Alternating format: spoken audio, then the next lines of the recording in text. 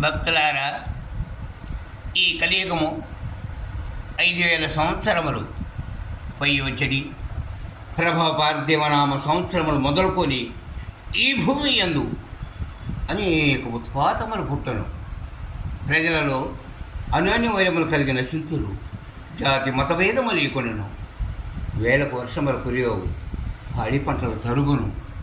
పశువులు ఆకాశం కదూసి అంబా అని అరచిచచ్చును. తోకచుక్కలు రాలును. భారతీయులకు స్వధర్మమే పరధర్మమగును, పరధర్మమే స్వధర్మమగును.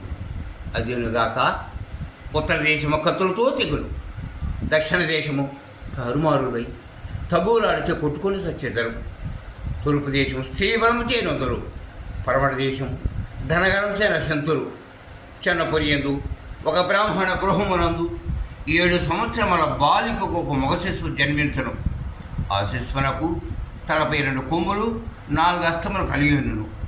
ఆ శిశువు ఇది ఒక్క దినము జీవించి 22వ దినమున శ్రీ వీరభోగ వసంతరాయలు ఉన్నాడని చెప్పి మరణించును. ఇది ఏ నారాయణ దర్శనము భక్తులారా.